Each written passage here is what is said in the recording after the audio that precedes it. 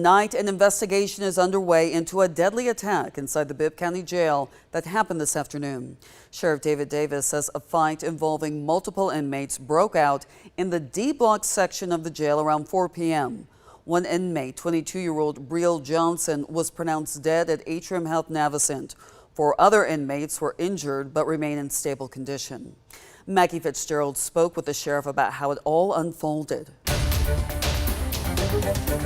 Sheriff Davis says it all happened in the span of 2 minutes, starting with a group of inmates tampering with a sliding door to cross into another cell where that large fight began. Just before 4 o'clock, Sheriff Davis says a deputy spotted a group of inmates inside the jail's D block, breaking through a sliding door and crossing over to another cell. A fight broke out among the 2 groups, with inmates using improvised weapons and shanks, leaving 4 inmates injured and 1 dead. That inmate, 22-year-old Bibb Johnson, was pronounced dead at the hospital. Davis called in the GBI to interview the 24 inmates housed in the 2 cells and further investigate what led to the attack. This incident was covered in video, so every inmate who was there and is able to talk is going to be interviewed. Certainly our condolences and our prayers are with them on their loss, and our prayers are with all the other inmates who were injured. I spoke with some of the victims' family off camera who tell me they're devastated tonight. The sheriff confirmed with us the GBI arrived at the jail around 6:30 to launch their investigation. In Macon, Maggie Fitzgerald, 13 WMEZ News.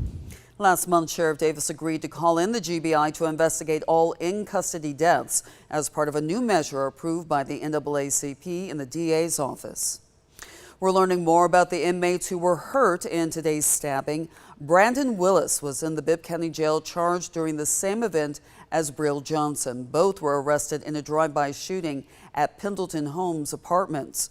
They were riding in a stolen car at the time. Willis was taken to the hospital today and is in stable condition.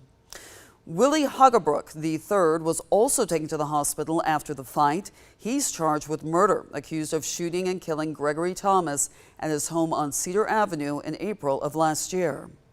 Isaiah Bailey was treated for injuries at the jail. He's charged with shooting and killing Lemuel Wilson on 4th Avenue in May of 2023.